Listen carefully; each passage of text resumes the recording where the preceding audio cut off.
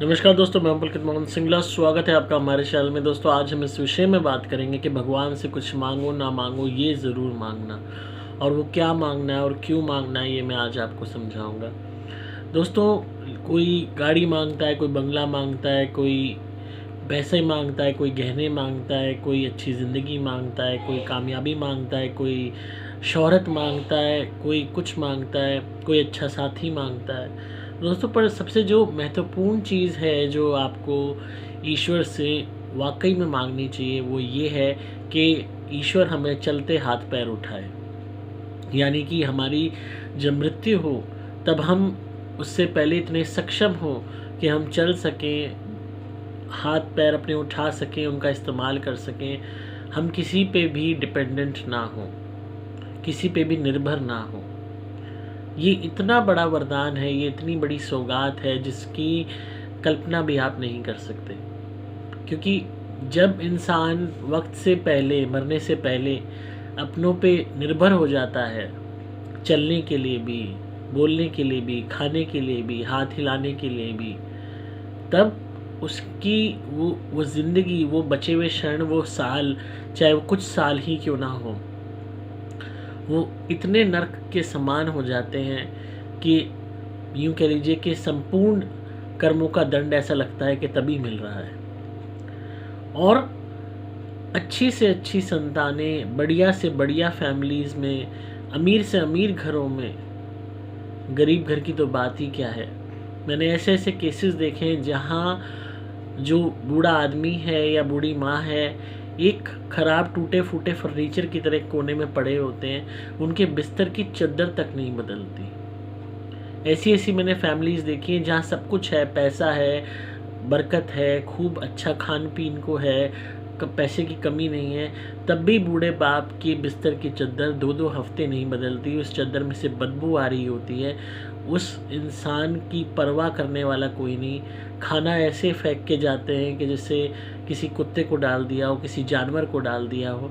और देखकर सोच में पड़ जाता है मन के, ऐसी औलादों के लिए लोग मरते हैं, पागल होते हैं, दुआएं मांगते हैं, 4 धाम की यात्रा करते हैं, धक्के खाते हैं, ईश्वर से प्रार्थना करते हैं, दुनिया भर के मेडिकल ट्रीटमेंट्स लेते हैं, आईवीएफ लेते हैं, पता नहीं क्या क्या करवाते हैं कि कैसे भी करके एक संतान हो जाए। ऐसे ऐसे केसेस मैंने देखे हैं जहाँ लड़कियां, जो कहते हैं अक्सर लड़के कपूत निकल जाते हैं, लड़कियां नहीं निकलती। ऐसे ऐसे केसेस देखे हैं जहाँ लड़कियों ने अपने बाप की, अपने माँ की ऐसी बुरी हालत कर दी बुढ़ापे में, कभी यहाँ तक कि अपने पति तक से अपने बाप को पिटवाया, अपनी माँ को पिटवाया, अपनी माँ को मारना, पीटना, उनसे उनकी हालत ख़राब रखना, उन्हें खाना ना देना। ऐसे ऐसे केसेस देखे हैं जहाँ बच्चे अपाहिज माँ बाप की परवाह ही नहीं करते, या माँ बाप अगर लाचार हो गए, किसी को गठिया भाव हो गया, या हाथ पैर काम नहीं कर रहे, या पेशाब बिस्तर में निकल जाता है, 50 बातें सुनाएंगे उन्हें, तेज तेज बोलेंगे, चिल्लाएंगे उन पे, और एक यूँ कह लीजिए उनका हर मिनट, हर क्षण नरक के समान बना देते हैं। और ये वही बच्चे हैं जो जब पैदा हुए थे तो माँ बाप ने इतना लाड किया, पाला पलोसा, खिलाया पिलाया, हर तरीके के सुख दिए, पैसा खर्चा, पढ़ाया लिखाया, पूरी ज़िंदगी इनके नाम कर दी, और ये बुढ़ापे के कुछ साल भी इनको देने में परेशानी होती है। और खाली ये बात फिल्मी नहीं है, ये इतनी बड़ी हकीकत है जिसको आप बदल नहीं सकते, क्योंकि लोगों की जो मानसिकता है वो ख़राब है। बहुत ऐसे आपको लाचार माँ बाप सड़कों पे भी मिल जाएंगे जो पड़े हुए हैं, बस सड़कों पे, फुटपाथ पे पड़े हुए हैं, नहीं पता कहाँ जाना है, क्योंकि बच्चों ने निकाल दिया, बाहर कर दिया, बेवकूफ़ बना के छोड़ा है कहीं पे, स्टेशन पे, सड़क पे, फुटपाथ पे, पूछने वाला कोई नहीं, भीख कोई देता नहीं, दुकान से मुफ्त में खाने को कुछ मिलता नहीं, और उनकी हालत एक जानवर से भी ज़्यादा बदतर हो जाती है। उनका कसूर क्या कि उनके पास अब पैसे नहीं हैं, और अब वो निर्भर है उन बच्चों पे जो कपूत निकले। अक्सर लोग कहते हैं बहू बुरी आ जाती है तो बेटा बिगड़ जाता है। बेटा भी कपूत है, जब ही बदल गया बहू के आते ही। और अक्सर कहते हैं बेटियां अच्छी होती हैं। यहाँ देखा है ऐसे ऐसे केसेस देखे हैं जहाँ दामाद बुरा नहीं था, बेटी ने उसको बुरा बना दिया कि नहीं कोई ज़रूरत नहीं करने की। तो बच्चे बहुत जल्दी भूल जाते हैं अपने माँ बाप का किया हुआ, उनके एफ़र्ट्स को, उनकी पूरी ज़िंदगी न्यौछावर माँ बाप ने कर दी, पैसा लत्ता सब खर्च किया, अपना गला काट के, अपना पेट काट के बच्चों को पाला, वो सब बच्चे मिनट में भूल जाते हैं। और वही माँ बाप यूँ कह लीजिए कि ज़िंदगी उनकी, उन्होंने जो भी मेमोरीज़ चेरिश की होती हैं सब ज़ीरो हो जाती हैं उस बुढ़ापे में, क्योंकि वो बच्चे कामना करते हैं कब माँ बाप जल्दी मरे, पीछा छूटे। माँ बाप भी कामना करते हैं कि इस यातना से अच्छा तो ईश्वर मौत दे दे, और मौत भी नहीं मिलती। तो भगवान से यही प्रार्थना करें कि चलते हाथ पैर ज़रूर उठाएं। हमें जब भी हमारी मृत्यु हो तब हमारे हाथ पैर चलते हों, हम खुद सक्षम हों चलने फिरने के, खाने पीने के, कमाने के, हम किसी पर निर्भर ना हों। और मैं ये नहीं कह रहा कि हर बच्चे ऐसे होंगे, हर फैमिली में ऐसा होता होगा, पर अधिकतम फैमिलीज़ में यही हाल होता है। माँ बाप की कोई सुनता नहीं है बुढ़ापे में, उनको एक यूज़लेस फर्नीचर की तरह, ऑब्सोलीट फर्नीचर की तरह ही ट्रीट किया जाता है, उनकी राय तक लेना पसंद नहीं किया जाता। वो अकेले ज़िंदगी बिताते रहते हैं, अकेले, उनका अकेलापन ही मैक्सिमम टाइम उन्हें खा जाता है। इसीलिए बहुत ज़रूरी है कि हम भगवान से यही प्रार्थना करें कि जो अब की जनरेशन्स करती आ रही हैं हमारे साथ वो ना हो। हालांकि हम अगर खुद ऐसा करते आ रहे हैं तो हमारे साथ ऐसा कर्म बंधन के हिसाब से होगा। अगर आप अपने माँ बाप को आपने सताया है, आप बहू हैं, आपने अपने सास ससुर को बुढ़ापे में सताया है, आप बेटे हैं, बेटी हैं, आप दामाद हैं, आपने अपने इन लॉज को या अपने पेरेंट्स को यातनाएं दी हैं, तो कर्म बंधन के हिसाब से, कर्म फल के हिसाब से आपके साथ भी ऐसा होगा ही होगा। पर अगर नहीं दी हैं तो भी भगवान से यही प्रार्थना करें कि ईश्वर हमें चलते हाथ पैर उठाना।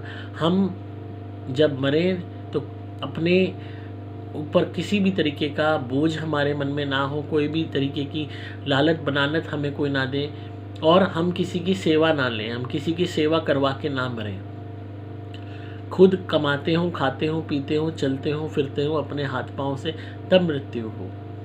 और कोशिश करें अभी जवानी से ही कि अपने लिए कहीं ना कहीं कुछ ना कुछ पैसा जमा करते रहें, जिससे बुढ़ापे में आप उसको पैसे से अपना, चाहे आप ब्याज खा सको, चाहे अपना एफडी का इंटरेस्ट खा सको, जिससे किसी की भी दो बात सुननी ना पड़े।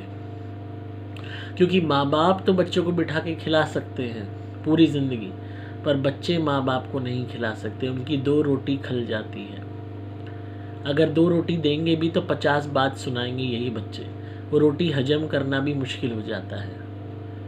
और माँ बाप खुद भूखे रह जाते हैं और बच्चों को खिलाते रहते हैं, उनके ऊपर लाड करते रहते हैं, कहीं हलवा बना, कहीं केक ला, कहीं पसंद की डिश खिला, कहीं कुछ कर, कहीं कुछ कर। और बच्चे इतने नाशुक्रे होते हैं, बेशर्म होते हैं, कपूत होते हैं। और कलयुग में आप यकीन मानिए बहुत कम लोग होंगे जो अपने माँ बाप के प्रति वो वाला सम्मान रखेंगे कि हाँ इन्होंने हमारे लिए कुछ किया, हमारा दायित्व बनता है। बच्चे कहते हैं माँ बाप का तो फ़र्ज़ था, और जब बच्चों के फ़र्ज़ की बारी आती है तो मुंह मोड़ लेते हैं। और ये बहुत कड़वी हकीकत है। इसलिए भगवान से यही प्रार्थना करें कि आपको ईश्वर चलते हाथ पैर उठाए, आपके हाथ पैर सक्षम रहें आपकी मृत्यु से पहले, ताकि मरने से पहले की अवस्था नरक ना बने।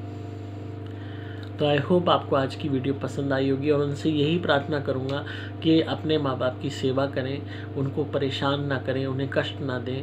याद करें वो वक्त जब उन्होंने आपके लिए अपनी पूरी लाइफ दे दी, एक एक क्षण दे दिया, एक एक मिनट दे दिया आपके लिए। आप स्कूल जाते होंगे, कॉलेज जाते होंगे, आपको छोड़ के आना, लाना, आपके लिए खाना प्रिपेयर करना, आपके पैसे खर्च करना आप पे, आपको चीज़ें दिलाना, क्या कुछ नहीं किया होगा। दिन रात खून जलाया होगा आपकी चिंता में। तो अगर आप कुछ साल उनकी सेवा अच्छे से कर लोगे तो ये आप कोई उन पर एहसान नहीं कर रहे, ये आप कोई ऋण नहीं चुका रहे, ये आपका कर्तव्य है, ये आपका फ़र्ज़ है। अगर आप इसको निभाएंगे तभी आप सही मायने में उनकी औलाद कहलाने के लिए लायक हैं। तो इसी तरह सुनते रहिए, प्यार देते रहिए, सब्सक्राइब कीजिए चैनल को, ताकि आपको पारलौकिक और आध्यात्मिक दुनिया का ज्ञान मिलता रहे। अगर आपको किसी भी नेगेटिविटी या भूत प्रेत व्याधा से परेशानी है, ब्लैक मैजिक से कोई करता है आप पे, तो आप मेरी धुनी मंगाइए, घर में जलाइए, आपको कमाल के रिजल्ट्स मिलेंगे, नेगेटिविटी दूर होगी, ब्लैक मैजिक कट जाएगा। आप मेरे द्वारा भी मंत्रित कवच या लॉकेट भी धारण कर सकते हैं अपनी रक्षा के लिए।